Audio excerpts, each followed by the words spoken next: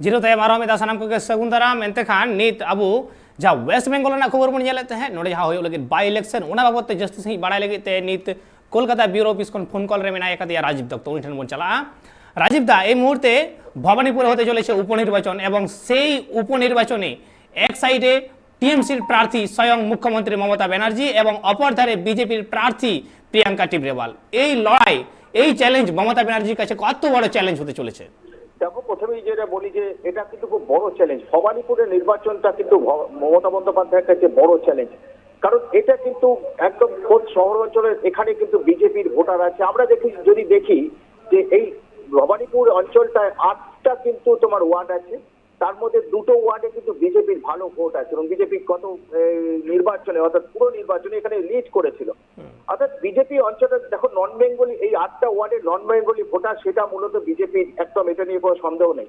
তাই এই জায়গায় কিন্তু বিজেপির যথেষ্ট একটা লড়াই দেবে এবং যেখানে মমতা বন্দ্যোপাধ্যায় তিনিও খুব শক্ত ক্যান্ডিডেট এবং প্রিয়াঙ্কা টিবরেওয়াল যিনি বিজেপির ক্যান্ডিডেট তিনিও কিন্তু যথেষ্ট একটা লড়াকু মহিলা এবং তারও একটা লড়াই ইমেজ আছে। কারণ জানো যে ভোট পরবর্তী সন্ত্রাস নিয়ে তিনি একমাত্র হাইকোর্টের দ্বারস্থ হয়েছিলেন এবং তার আবেদনের ভিত্তিতে কলকাতা হাইকোর্টের 5 বিচারপতির বেঞ্চ তারা কিন্তু নির্দেশ দিয়েছেন যে সিট এবং সিবিআই পোস্ট পোল ভায়োলেন্স নিয়ে অর্থাৎ ভোট পরবর্তী সন্ত্রাস নিয়ে তদন্ত হবে, তদন্ত হচ্ছে।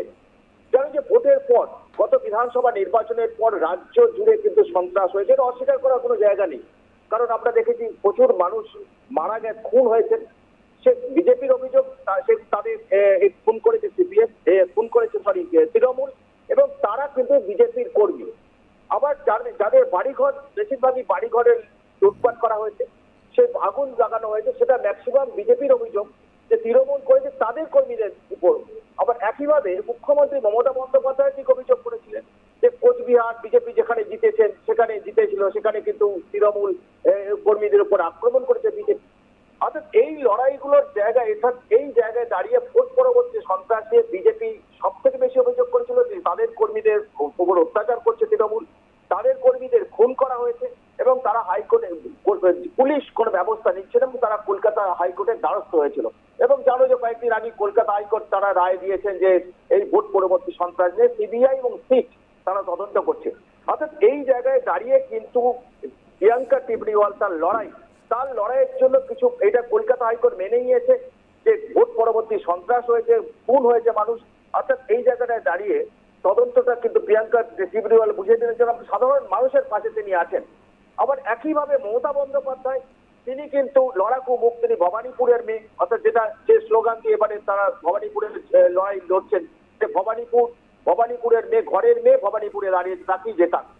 তো এই জায়গায় দাঁড়িয়ে এই লড়াইতে কিন্তু মমতা বন্দ্যোপাধ্যায়কে যে চ্যালেঞ্জ, মমতা বন্দ্যোপাধ্যায়কে চ্যালেঞ্জ আরেকটা যে দেখো যেটা মমতা বন্দ্যোপাধ্যায় জিতবে এটা হয়তো ধরেই নিচ্ছেন তিনি, তৃণমূল ভাবছে ধরে নিচ্ছে, কিন্তু এখানে ফ্যাক্টরটা যে মার্জিনটা কত বাড়াতে পারবে, যে যত মার্জিন বাড়াবেন মমতা বন্দ্যোপাধ্যায় কত মার্জিন বাড়াতে পারেন। কারণ গত ইলেকশনে শোভনদেব চট্টোপাধ্যায় তিনি 28,000 মার্জিনে এখানে বিজেপির যিনি প্রার্থী ছিলেন রুদ্রনীশ ঘোষ তাকে হারিয়েছিলেন। অর্থাৎ মমতার একটাই এখানে, মমতা যদি এখানে ভালো একটা মার্জিন পায় তাহলে বোঝা যাবে যে ঘরের মেয়েকে পছন্দ করছে, কিন্তু মমতা বন্দ্যোপাধ্যায় যদি কম মার্জিন পায় তাহলে বুঝতে হবে যে ঘরের মেয়ে কিন্তু এখানে অনেকটাই পছন্দ করছে না ঘরের মেয়েকে। অর্থাৎ এই জায়গায় দাঁড়িয়ে মমতা বন্দ্যোপাধ্যায়ের মার্জিন বাড়ানোটা মমতা বন্দ্যোপাধ্যায়ের কাছে চ্যালেঞ্জ, ঘুরে দাঁড়ানোর চ্যালেঞ্জ, এবং সেটা প্রমাণ হবে যে 30শে সেপ্টেম্বর কি হবে। কারণ আরেকটা জিনিস যেটা মমতা বন্দ্যোপাধ্যায় আশঙ্কা করছিলেন যে মানুষ উপনির্বাচনে ভোট কম দেয়, অর্থাৎ এই উপনির্বাচনে একটা আশঙ্কা রয়েছে মানুষ যদি কম ভোট দেয় তাহলে মার্জিন কম হবে, তাহলে লড়াইটা আরো তীব্র হবে। অর্থাৎ বিজেপি ভার্সেস তৃণমূলের যে লড়াই, মমতা ভার্সেস প্রিয়াঙ্কার যে লড়াই, সেই লড়াইটা আরো তীব্র হবে। অর্থাৎ এই জায়গায় দাঁড়িয়ে মমতা কিন্তু বারবার করে নেতাদের নেতৃত্বকে কিন্তু বারবার যে মন্ত্রী এবং নেতা যাদের দায়িত্ব দিয়েছেন, সুব্রত মুখার্জি, ফিরহাদ হাকিম, মদন মিত্র এবং তার নিজের ভাই বাবির ওখানে দায়িত্বে আছেন এবং কল্যাণ ব্যানার্জিকেও দায়িত্ব দেওয়া হয়েছে। তারা এই 8টা ওয়ার্ডের দায়িত্ব ভাগ করে দেওয়া হয়েছে। তারা ওখানে বাড়ি টু ক্যাম্প, একদম বাড়ি ঘরে গিয়ে প্রচার করবেন। কি প্রচার করবেন? যে নিজের ভোটটা অন্তত দিয়ে আসুন, সবাইকে ভোট দেওয়ার আহ্বান জানাচ্ছেন। অর্থাৎ এইটাই কিন্তু যে সবাই যেন ভোটের লাইনে গিয়ে ভোটটা দেয়। অর্থাৎ এই জায়গায় দাঁড়িয়ে মমতা বুঝতে পারছেন যে যদি সবাই ভোটটা না দেয় তাহলে কিন্তু তার পক্ষে জেতাটা মার্জিন বাড়ানো অসম্ভব। অর্থাৎ এই জন্যই যে তৃণমূল নেতারা এখন থেকে তারা ঝাঁপিয়ে পড়েছেন যে প্রত্যেকটা বাড়িতে গিয়ে বোঝাচ্ছেন যে আপনারা অন্তত ভোটের লাইনে আসুন, ভোটটা দিন। ভোটটা অন্তত 80% 90% তারা করতে চাইছেন। সেক্ষেত্রে তারা একটা আশা করছেন যে মার্জিনটা হয়তো বাড়বে, মমতা বন্দ্যোপাধ্যায় একটা বড় মার্জিনে জিতবেন। এই জায়গায় ভবানীপুর কেন্দ্রটা কিন্তু সহজ করে যদি বলতে যাই, ভবানীপুরের লড়াইটা মমতা বন্দ্যোপাধ্যায়ের কঠিনতর লড়াই, এটা নিয়ে কোনো সন্দেহ নেই। কারণ নন বেঙ্গলি ভোটারটা কিন্তু অনেকটাই বিজেপির দিকে ওইদিকে আছে, আমরা দেখেছি এর আগের ইলেকশনে। সেই ভোটারদের কতটা মমতামুখী করতে পারবেন মমতা বন্দ্যোপাধ্যায়, সেটা বোঝা যাবে যে আগামী যেদিন নির্বাচনের ফল ঘোষণা করবেন। অর্থাৎ সেই পুরো যদি ভবানীপুর কেন্দ্র দেখো, সেই জায়গায় দাঁড়িয়ে খুব সহজ লড়াই এটা নয়, এটা মমতা বন্দ্যোপাধ্যায় নিজেও বুঝতে পারছেন।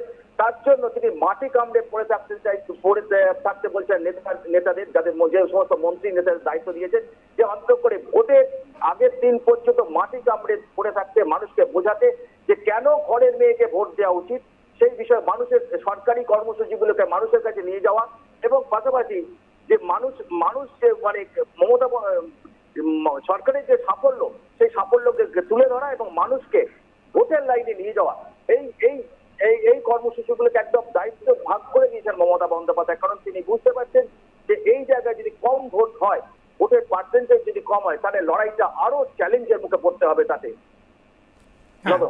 হ্যাঁ, এবং রাজীব দা এখানে আর একটা প্রশ্ন করতেই পারি যে রায়গঞ্জের এমপি এবং এমএলএ দুজনের দ্বন্দ্ব এখন তুঙ্গে, তাহলে কি এমএলএ আবার তৃণমূলে ফিরে আসতে চাইছে?